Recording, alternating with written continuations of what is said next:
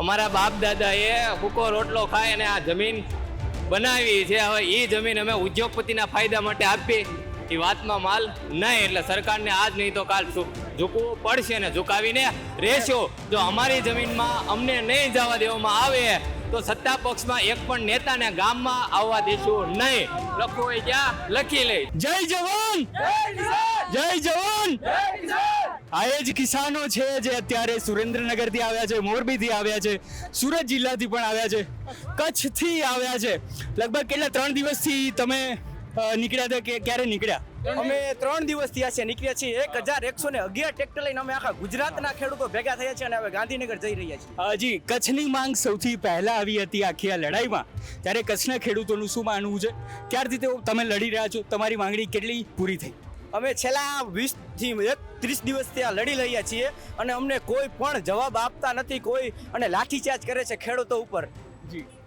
અને કચ્છના કયા ગામના? અમે મોરબી કચ્છ જેતપર ગામના છીએ. આ એ જ જેતપર ગામ છે જેના વિડીયો ખૂબ વાયરલ થયા હતા, મહિલાઓને પણ મારવામાં આવ્યા હતા. એ ઘટના વિશે શું કહેશો? બહુ વધારે લોકોને મારવામાં આવ્યા છે અને 3-4 વાર લાઠીચાર્જ કરવામાં આવ્યો છે. જી. અને જેતપરના કેટલા ગામમાંથી ખાંભા નીકળે છે, જે વીજપોલ છે એ નીકળે છે, એના વિશે જણાવો. અમારા જેતપર ગામમાંથી અંદાજિત 20 થી 22 વીજપોલ નીકળે છે અને એ બધા વીજપોલ અને તે સિવાયની બીજી પણ 2 લાઈનના સર્વે પણ આવી ગયા છે. જેતપરમાંથી કેટલા લોકો આવ્યા છે? કારણ કે મોટા ભાગનું જેતપર આપણને અણિયારી ટોલ નાકે જોવા મળ્યું હતું. તો અત્યારે જેતપરના કેટલા લોકો આવ્યા છે? કેટલા ટ્રેક્ટર જેતપરથી આવ્યા છે? અત્યારે જેતપરમાંથી 60 થી 70 ટ્રેક્ટર આવ્યા છે અને અંદાજિત 1000 થી 1200 માણસ આવ્યા છે. તો મિત્રો, અત્યારે તમે જ્યારે અમે વિડીયો શૂટ કરી રહ્યા છે, લગભગ 1:30 વાગ્યા છે. આ 1:30 વાગ્યાનો સમય અમારા માટે એસીમાં કામ કરતા લોકો માટે ખૂબ કળાવનારો હોય છે. પણ આ ખેડૂતો જે દિવસ રાત તડકા અને ટાઢમાં કામ કરે છે, તેઓ અત્યારે જે છે તે જોડાયેલા છે. આપણી સાથે ખેડૂત પુત્ર આવ્યા છે, અણિયારી ગામથી, જેતપર ગામેથી આવ્યા છે. તેમની સાથે પણ વાત કરવાની કોશિશ કરીએ. અમારી સાથે અમારા કેમેરામેન એવા ધાર્મિકવાળા જોડાયેલા છે. જી મયુરભાઈ, ક્યાંના? જેતપર ગામના છો તમે? ના, હું તો અમરેલી છું, પણ જેતપુર ગામનો ખેડૂતનો પ્રશ્ન હોય કે ગુજરાતના કોઈ પણ ગામના ખેડૂતનો પ્રશ્ન હોય, તે સમગ્ર ગુજરાતના ખેડૂતનો પ્રશ્ન છે. આજે આખા ગુજરાતના ખેડૂતો જેતપુરના ગામના ખેડૂતો સાથે ઊભા છે અને જેતપુરના ખેડૂતની એકતાને દાદ દેવી પડે. તમારી ઉંમર કેટલી અને તમે શું કામ કરો? મારી ઉંમર 27 વર્ષ અને હું ગામડે મારા પપ્પા ખેતી કરે છે અને હું સાઈડમાં ધંધો કરું છું અને ખેતી સાથે જોડાયેલો છું. તો કેમ ખેડૂતો માટે કેમ આવ્યા? જો આટલા બધા લોકો આવ્યા હોય તો એક વ્યક્તિ ના આવે તો ન ચાલે? અમારા બાપ દાદાએ ભૂકો રોટલો ખાય અને આ જમીન બનાવી છે. હવે એ જમીન અમે ઉદ્યોગપતિના ફાયદા માટે આપી એ વાતમાં માલ નહીં. એટલે સરકારને આજ નહીં તો કાલ ઝૂકવું પડશે ને ઝુકાવીને રહેશો. જો અમારી જમીનમાં અમને નહીં જવા દેવામાં આવે તો સત્તા પક્ષમાં એક પણ નેતાને ગામમાં આવવા દેશું નહીં. લખવું હોય ત્યાં લખી લે. જય જવાન, જય કિસાન. તો આ તમે જોઈ રહ્યા છો. હવે આપણી સાથે આજે કોળી સમાજના એક એવા આગેવાન એવા પિન્ટુભાઈ જોડાઈ રહ્યા છે. જી. અને એમની સાથે પણ વાત કરવાની કોશિશ કરીએ, કારણ કે સામાજિક મુદ્દા હોય ત્યારે તમે એમને સાંભળ્યા છે. આજે સામાજિક મુદ્દો નથી, આજે ખેડૂતનો મુદ્દો છે. ત્યારે તમે આ ખેડૂતોને સમર્થન આપવા માટે આવ્યો છો, તે માટે શું કહેશો?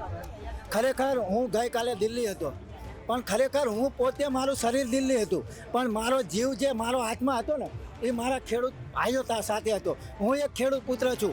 અત્યારે પ્રાઇવેટીકરણ, હું કાલે એરપોર્ટની અંદર વિમાનમાં બેસી અને દિલ્હી ગયો. ત્યાં કણે અદાણી દ્વારા એક પાણીની બોટલના 65 રૂપિયા. તો ખરેખર આ ખેડૂતોને કાયમિક માટે જો થાંભલા નાખતા હોય તો ખેડૂતોના ખેતરમાં થાંભલા નાખવાનો ભાવ શું હોવો જોઈએ?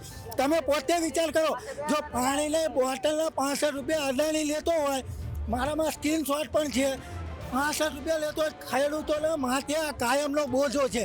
તો ખેડૂતોને કાં તો મહિને 60,000 રૂપિયા ભાડું અને કાં તો 10 કરોડ રૂપિયા થાંભલાના લો. બાકી ખેડૂત આખી જગતનો તાજ છે, આખી જગતનો બાપ છે. ખેડૂતોને અહીં આ પૃથ્વી ચાલી રહી છે, તો ખરેખર ખેડૂતોની જરૂર છે. અદાણી અંબાણીના પ્રોજેક્ટથી નહીં, હાલમાં જ નવા સીએમ બન્યા, એમને જો એમનો પ્રોજેક્ટ અદાણીનો રદ કર્યો હોય સ્માર્ટ મીટરનો, તો આ ગુજરાતની અંદર કેમ નહીં? આ મોદી સાહેબ હોય કે ભૂપેન્દ્ર પટેલ સાહેબ હોય, બધા ગુલામો છે પક્ષના, બાકી કોઈને કોઈ ખેડૂતોને પડી નથી. અને જો ખરેખર આ સરકારની અંદર જો ખેડૂતોને ન્યાય નહીં મળે ને તો આગામી દિવસોની અંદર આ સરકારને પણ પાડતા વાર નહીં લાગે. અને આગામી દિવસોની અંદર માત્ર એક ખેડૂતની પાર્ટી આગવી બનાવશે. અને ચાહે જે પણ હોય, જ્યારે ભારતીય જનતા પાર્ટીનો ઉદય થયેલા સૂર્યાસ્ત થયો ત્યારે ભારતીય જનતા પાર્ટી એવું કહેતી હતી કે અમે ખેડૂત તરફીએ છીએ અને આ ભારતીય જનતા પાર્ટી એટલે ખેડૂતોની પાર્ટી છે. પરંતુ અત્યારે ખબર પડી કે આ ખેડૂતોની પાર્ટી નહીં પણ ખેડૂતોની લોહી ચૂસનારી પાર્ટી છે. ખરેખર ખેડૂતોને અત્યારે પૂરતા પ્રમાણમાં ભાવ નથી મળતો. ખેડૂતોને જેમ પાકિસ્તાનમાંથી અંગ્રેજો આવતા હોય ને એ રીતે અમે અત્યારે ખેડૂતોની રેલી નહીં પણ રેલો લઈને નીકળ્યા છીએ.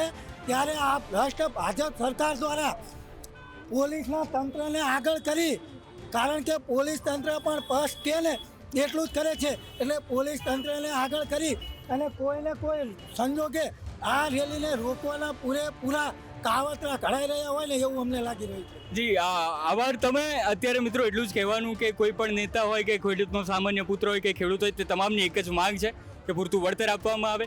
એની જ માટે અત્યારે ગાંધીનગર રેલી જઈ રહી છે. ગાંધીનગર થઈને શું થવાનું છે ગાંધીનગરની અંદર તે પણ અમે તમને ગુજરાત તક પર બતાડતા રહીશું. તો જોતા રહો ગુજરાત. જી આભાર.